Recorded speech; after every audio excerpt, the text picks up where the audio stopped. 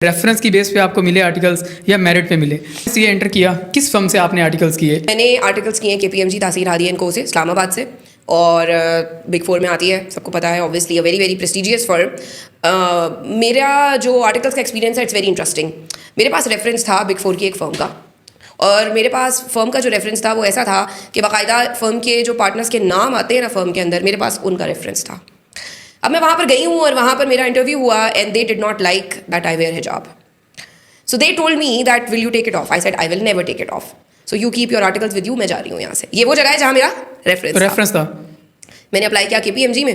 अल्हम्दुलिल्लाह KPMG में मेरा बगैर किसी रेफरेंस के 100% मेरिट के ऊपर मेरा इंडक्शन हुआ. सो और मेरे भाई को आपको पता है माशाल्लाह उसके आर्टिकल्स फर्ग्यूसन्स के 100% मेरिट पे उसका इंडक्शन हुआ और कोई रेफरेंस हमने नहीं लगाया. और अगर हम बात करें अटेम्प्ट्स की, तो क्या कैफ के अंदर अटेम्प्ट्स लगी थी? अच्छा, मेरे भाई की तो माशाल्लाह कोई भी अटेम्प्ट नहीं लगी थी. वो तो फर्स्ट अटेम्प्ट था, मुझसे छोटा है, और उसको भी ये कहती हूँ कि भाई मैंने तुझे गाइड कर दिया था तो फिर ठीक है ना. मेरी अटेम्प्ट्स तो लगी थी, लेकिन देखो बेटा उस टाइम पर इतनी सख्ती नहीं थी. उस टाइम पर फर्म्स के ये हालात नहीं थे जो कि अब हो गए हैं. डेवलपमेंट सेक्टर आपका पाकिस्तान से ख़त्म ही होता जा रहा है ऑलमोस्ट. NGO से बहुत ज़्यादा रेवेन्यू हासिल होता था फर्म्स को. NGOs के ऊपर जो क्रैकडाउन्स हुए ऑब्वियसली वो रीज़न की वजह से ही थे. They were not working for the welfare of Pakistan in actual they had some hidden agendas due to which they left. काफ़ी इंडस्ट्री भी आपकी जो है वो पाकिस्तान से चली गई है, जिसकी वजह से ऑडिट फर्म्स के पास अब वो शायद गुंजाइश नहीं रही थी कि जिसकी वजह से आर्टिकल्स नहीं हो रहे. लेकिन बेहतर होंगे हालात. ये कुछ स्लम्प था जिससे हम गुजरे. उम्मीद है कि अब हालात इंशाल्लाह बेहतर होते जाएंगे. जैसे जैसे बिजनेस बढ़ता जाएगा ऑडिट फर्म्स के पास वही बिजनेस आता जाएगा, और जब आता जाएगा तो फिर दोबारा से वही सिलसिला शुरू हो जाएगा कि जब एक बैच में 60-70 बच्चे इंडक्ट किए जाते थे बड़ी फर्म्स में. और अब वो कम हो चुके हैं. अब वो कम हो चुके हैं, लेकिन आप देखिए साथ में ICAP ने आपको अकेला नहीं छोड़ा. ICAP से कितनी शिकायत, इंडस्ट्री का भी उन्होंने, तो देखो बड़ी शिकायत है. मतलब मैं तो ICAP की मेंबर हूँ, लेकिन चूंकि मैं उस्ताद हूँ तो इस वजह से मुझे तो अपने बच्चों का गम खाया जाता है. ICAP से बड़ी शिकायत होती हैं, लेकिन ICAP मुस्तकिल कोशिश कर रहा होता है अपने बच्चों की वेलफेयर के लिए. अब ICAP ने इंडस्ट्री आर्टिकल्स का कॉन्सेप्ट शुरू कर दिया, जो कि बहुत बेहतर है. आसान था वो, कोई ऐसे ही है. बहुत मुश्किल काम था कि उनको इस बात पे राजी करना, जो सेठ मेंटेलिटी है उसको इस बात पे राजी करना कि आप जो है वो लोगों को ट्रेनिंग प्रोवाइड करेंगे.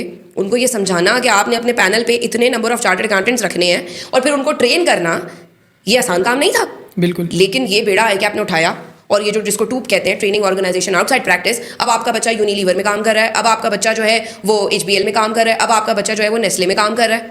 बिल्कुल. तो वहाँ अच्छा, अब फायदा क्या है इंडस्ट्री के आर्टिकल्स का?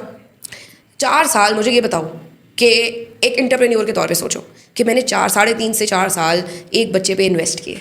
मैंने उसको सिखाया, मैंने अब रिटेन करेंगे, ऑब्वियसली वो जाने नहीं देंगे. उन्होंने खुद सिखाया है, ऑब्वियसली सारी चीजें उसे पता होंगी, तो वो नहीं जाने देगा. सो ऐसे मुझे ये बताइए कि एक तरफ वो है जो कि बिल्कुल नया है, और एक तरफ वो है जो कि 4 साल आपकी ज़ेरे परवरिश रहा है. मैं TA भी रखती हूँ ना, तो मैं अपने स्टूडेंट को ही रखती हूँ कि जिसको मैंने सिखाया.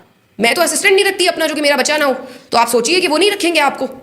तो इसका मतलब मैम, अगर हम एक चीज़ डिस्कस करें, इंडस्ट्री के आर्टिकल्स या फर्म के आर्टिकल्स, तो हम ये कह सकते हैं कि इंडस्ट्री के आर्टिकल्स अगर फर्म में नहीं मिल रहे तो इंडस्ट्री भी ज्वाइन कर लो. उसका बेनिफिट ये होगा कि आपको दोबारा से इंटरव्यूज़, दोबारा से नई जॉब नहीं ढूंढनी पड़ेगी. पहले आर्टिकल्स ढूंढो फर्म के अंदर जाओ, फिर दोबारा से जब आपके फर्म एंड हो, अगर आप इंडस्ट्री में जाना चाहते हो तो फिर इंडस्ट्री में आप जॉब ढूंढो और सारी चीज़ें, सारी फॉर्मेलिटीज़ पूरी करें. और अगर आप इंडस्ट्री में गए हो, बस एक बार आपको आर्टिकल्स आपको मिल गए तो इट्स मीन्स कि आपकी जॉब भी सिक्योर, आपका फ्यूचर भी सिक्योर. ऑब्वियसली बड़ी बड़ी जितनी इंडस्ट्रीज हैं वही ICAP के पैनल के ऊपर आई है ना. तो उसकी तो एक पूरा करियर उसका सेट हो गया. एग्जैक्टली. और अब आप देखेंगे फिर आपका वहाँ पर आपको यूटिलिटीज़ मिल रही हैं, फ्यूल अलाउंस मिल रहा है, वहाँ पे आपको जो है वो मेडिकल मिल रहा है.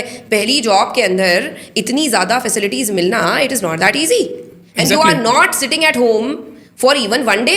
Your articleship will be transferred into a job immediately. So I think it's a very very good career path for a student. देखो बेटा एक बात है, मुझसे ना एक दफ़ा किसी ने पूछा कि मैम मेरा ना दोस्त है, उसके वाले साहब की सब्ज़ी का उनका ठेला था, तो वो मेरा दोस्त उसने जैसे ही पढ़ा, अपनी तालीम मुकम्मल की, उसने सब्ज़ी के ठेले को एक दुकान में कन्वर्ट कर लिया और अब वो इतना इतना इतना एक दिन का कमा लेता है. मैंने उससे ये पूछा कि बेटा without undermining any profession, definitely सब प्रोफेशन बहुत मुअज़्ज़ज़ हैं, बहुत हम उनको इज़्ज़त देते हैं, बट मुझे ये बताओ कि तुम्हें लाइफ में चाहिए क्या? तुम्हें ज़िंदगी में पैसा चाहिए? तुम्हें ज़िंदगी में एक वाइट कॉलर, एक साफ़ सुथरी तुम्हें एक नौकरी चाहिए, या तुम्हें ज़िंदगी में एंटरप्रेन्योरशिप चाहिए? तुम्हें क्या चाहिए लाइफ से? तो कहने लगा मैम मुझे तो नहीं पता कि मुझे क्या चाहिए. तो मैंने कहा बेटा यही तो हमारी नाकामी है कि हमारा कोई फोकस ही नहीं है. हम अंधों की तरह एड हॉक बेसिस के ऊपर चले जाते हैं, कभी यहाँ चले जाते हैं, कभी यहाँ. उसके पैसे से इंप्रेस हो गए तो उसके पैसे की तरह तमन्ना करने लगे, उसके हम कोट पैंट से और उसकी परफ्यूम की खुशबू से इंप्रेस हो गए तो उसके जैसा बनने की तमन्ना करने लगे. करियर पाथ तो है ही नहीं. तो बेटा सोच लें कि फर्म से निकल के भी अगर आर्टिकल्स फर्म से करके भी अगर आपको नौकरी इंडस्ट्री में ही करनी है तो व्हाई नॉट नाउ? बिल्कुल, स्टार्ट ही वहीं से लें आप।